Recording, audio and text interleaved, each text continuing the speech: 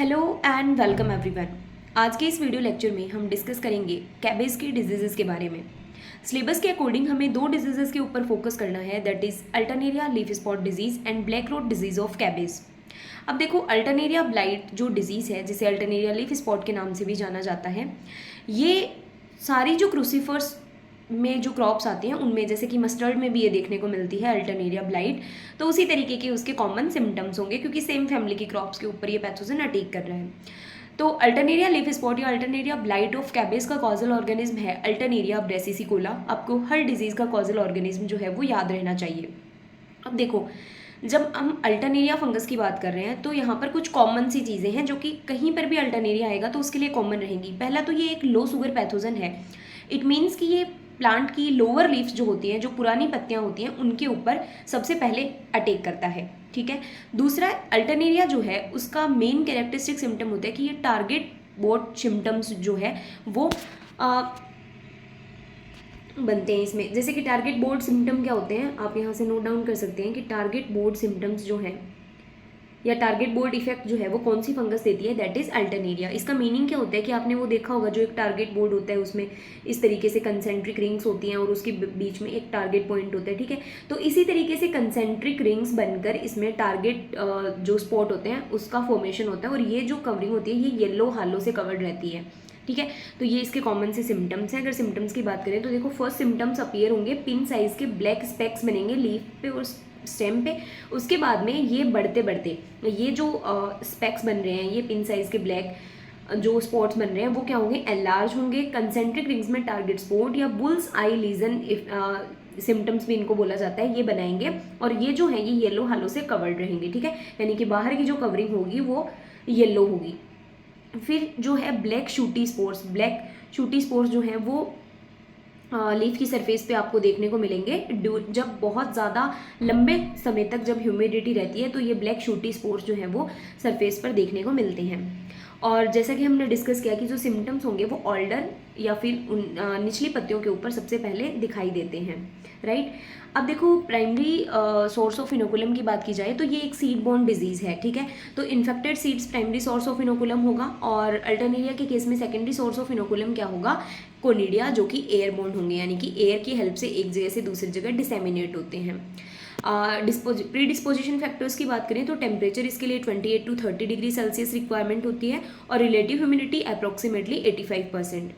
Management की बात करें तो देखो, जो भी कल्चरल मैनेजमेंट प्रैक्टिसेस हैं वो तो अडोप्ट करनी ही करनी है, जैसे कि फील्ड का सैनिटेशन हो गया, क्रॉप रोटेशन हो गया। इसके अलावा जो अफेक्टेड प्लांट पार्ट्स हैं उनको कलेक्ट करके हो या उनको बर्न कर देना, ये सारी तो जो जनरल कल्चरल प्रैक्टिसेस हैं उनके अंदर कंसिडर कर लिया गया।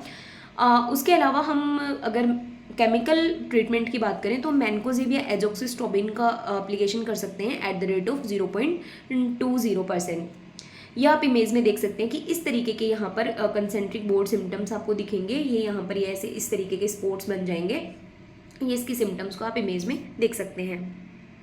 फिर हमारी सेकेंड डिजीज़ आती है, that is black rot disease of cabbage, जो कि काफ़ी इंपॉर्टेंट डिजीज़ है। देखो, इंपॉर्टेंट क्यों है, क्योंकि इससे एक क्वेश्चन पूछा जाता है कि ब्लैक रोट डिजीज़ जो है वो किस तरीके की डिजीज़ है, तो ये सीड बॉर्न डिजीज़ है।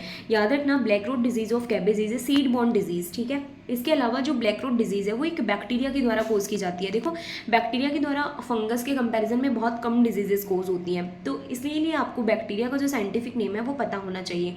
तो ब्लैक रोट ऑफ कैबेज जो है वो ज़ेंथोमोनास कैम्पेस्ट्रिस पैथोवार कैम्पेस्ट्रिस के द्वारा कोज की जाती है। अब देखो, बैक्टीरियल डिजीजेस का जो कैरेक्टरिस्टिक सिम्टम होता है वो आपको पता है वाटर शॉक लीजन्स होते हैं, कि सबसे पहले वाटर शॉक लीजन्स अपीयर होते हैं प्लांट पार्ट्स के ऊपर। ठीक है। ब्लैक रोट ऑफ कैबेज में आपको कैरेक्टरिस्टिक सिम्टम क्या देखने को मिलेंगे, वी शेप के क्लोरोटिक स्पॉट्स।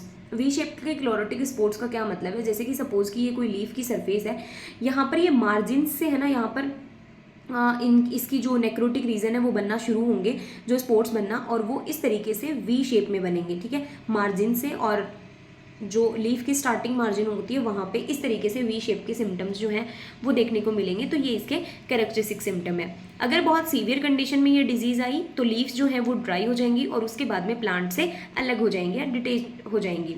इन्फेक्शन जो है वो जाइलम के थ्रू भी फैलता है। इट मीन्स कि हम बोल सकते हैं कि सिस्टमिक टाइप का सिस्टमिक टाइप की डिजीज़ है, क्योंकि इसमें जाइलम के थ्रू जो डिजीज़ है वो पूरे सिस्टम के अंदर फैल रही है। और फिर जो पूरे वेस्कुलर बंडल है, वेस्कुलर बंडल मतलब जाइलम और फ्लोएम, आपको पता है कि जाइलम से वाटर का ट्रांसपोर्ट होता है और फ्लोएम से फूड का ट्रांसपोर्ट होता है प्लांट्स के अंदर। तो उनमें वेस्कुलर बंडल्स के अंदर इन्फेक्शन देखने को मिलेगा और वेस्कुलर बंडल्स जो है वो ब्लैक हो जाएंगे। इसके प्रीडिस्पोजिशन फैक्टर्स की बात की जाए तो टेम्परेचर लगभग 26 टू 30 डिग्री सेल्सियस रिक्वायरमेंट होती है। और बेसिकली ज़ैंथोमोनास से जहाँ भी डिजीज़ हो रही होगी, बैक्टीरिया के लिए जो एक ऑप्टिमम टेम्परेचर होता है वो 28 टू 30 डिग्री सेल्सियस होता है, ठीक है। प्राइमरी इन्फेक्शन की बात करें तो हमने बोला कि जो बैक्टीरिया होते हैं वो या तो जो प्राइमरी सोर्स ऑफ इनोकुलम जो होगा प्राइमरी वो सीड होगा, क्योंकि सीड बोर्न डिजीज़ है।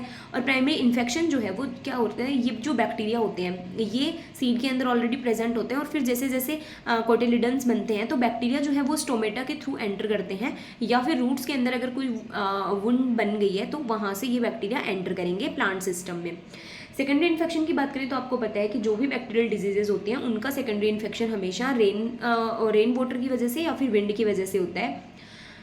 मैनेजमेंट की बात करें तो देखो बैक्टीरियल डिजीज़ है तो इट मीन्स कि हम एंटी फंगल चीज़ें तो यूज़ नहीं करेंगे, यानी कि फंजीसाइड्स वगैरह का यूज़ नहीं करेंगे, फिर एंटीबायोटिक्स का यूज़ किया जाएगा। तो मैनेजमेंट में सबसे इंपॉर्टेंट ध्यान रखना है, बैक्टीरियल डिजीज़ के मैनेजमेंट के लिए हम स्ट्रेप्टोसाइक्लिन को यूज़ कर सकते हैं 200 से 300 ppm।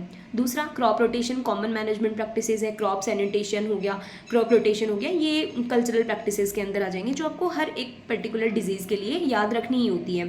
दूसरा हम इस ब्लैक रोट ऑफ कैबेज के लिए रेजिस्टेंट वेराइटी को ग्रो कर सकते हैं, ये काफ़ी इंपॉर्टेंट है, आपको ध्यान रखनी है। पूसा मुक्ता जो वेराइटी है वो ब्लैक रूट ऑफ कैबेज के लिए काफ़ी इंपॉर्टेंट वेराइटी है। दूसरा, अभी हमने बोला कि जो particular black root of cabbage है वो सीड बोर्न डिजीज़ है, और आपको पता है कि सीड बोर्न डिजीज़ के मैनेजमेंट के लिए ही हॉट वाटर ट्रीटमेंट की डिस्कवरी हुई थी, ठीक है। तो इस डिजीज़ के मैनेजमेंट के लिए हम हॉट वाटर ट्रीटमेंट भी कर सकते हैं। At the rate of 50 degree Celsius temperature पे हम 30 मिनट तक के लिए सीड्स को रखेंगे।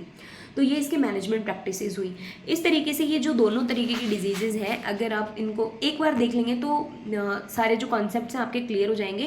पहला, अल्टरनेरिया लीफ स्पॉट जो डिजीज़ है, कुछ बेसिक सी चीज़ें हैं जो अल्टरनेरिया फंगस के लिए है कि अल्टरनेरिया ब्रेसिसिकोला से ये कैबेज में डिजीज़ कोज होती है। दूसरा, ये लोअर जो लीव्स होती हैं या ऑल्डर लीव्स के ऊपर अटैक करता है। और दूसरा सबसे इंपॉर्टेंट सिम्टम जो है, क्योंकि देखो लीव्स वगैरह तो ठीक है, ड्राइंग नेक्रोटिक रीजन बनेगा, लेकिन सबसे जो इंपॉर्टेंट सिम्टम है that is target board symptoms या टारगेट बोर्ड इफेक्ट जो है वो अल्टरनेरिया फंगस के द्वारा देखने को मिलता है। और ब्लैक रूट ऑफ कैबेज के अंदर जो कैरेक्टरिस्टिक सिम्टम है वो है कि वी शेप के क्लोरोटिक स्पॉट्स बन जाते हैं लीफ ब्लेड के ऊपर। और मैनेजमेंट की बात करें तो आपको रेजिस्टेंट वेराइटी पूसा मुक्ता को अच्छे से याद रखना है।